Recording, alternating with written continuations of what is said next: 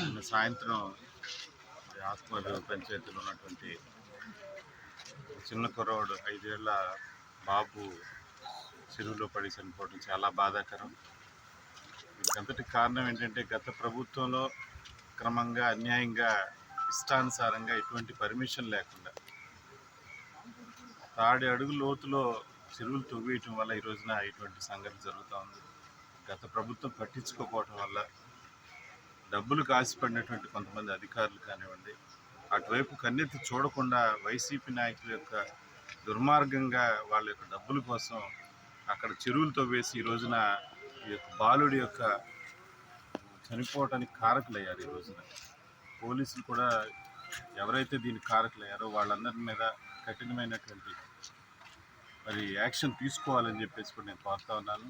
నేను ఇప్పుడే కూడా బాడీని కూడా చూసి రావడం జరిగింది. చాలా దారుణంగా చిన్న బాబు అసలు ఆడుకోవటానికి వెళ్ళినటువంటి వ్యక్తి ఈ రోజున ఆ బాబు దాని మీద నుంచి జారి పడిపోవటం. డిపార్ట్మెంట్ వారు కూడా ఇటువంటి పునరావృతి కాకుండా చూడాల్సిన బాధ్యత ఉంది. ఎవరైతే ఉన్నారో వాళ్ళ మీద కఠినమైన చర్యలు తీసుకుంటే తప్ప ఇటువంటి రిపీట్ కావడం జరుగుతాయని చెప్పేసి నేను కూడా తెలియజేస్తా ఉన్నాను. ఇప్పుడే పోలీసు వారితో కూడా నేను మాట్లాడి ఎవరైతే ఉన్నారో వాళ్ళకి న్యాయం కూడా చేస్తామని చెప్పి సందర్భంగా తెలియజేస్తా ఉన్నాను. గతంలో ఇది గ్రీన్ ట్రిబ్యునల్ ఒక ఆర్డర్ ఇచ్చింది కదా, దాన్ని మూసేయమని, అది పూడ్చమని. అది గ్రీన్ ట్రిబ్యునల్లో ఆల్రెడీ రన్ అవుతూ ఉంది. వాటన్నిటి మీద కూడా కోర్టులు నడుస్తూ ఉన్నాయి. డెఫినెట్గా త్వరలో నా తీర్పు కూడా రాగానే దానికి అనుగుణంగా యాక్షన్ తీసుకుంటాం. మరి అలాంటప్పుడు దానికి ఆర్ఆర్ యాక్ట్ అంటే రెవెన్యూ రికవరీ యాక్ట్ కట్టి అతని నుంచి వసూలు చేయొచ్చు కదా. డెఫినెట్గా అండి, డెఫినెట్గా గ్రీన్ ట్రిబ్యునల్ ఏదైతే ఇస్తారో తీర్పు దాని ప్రకారం వాళ్ళ మీద యాక్షన్ తీసుకోవాల్సిందే.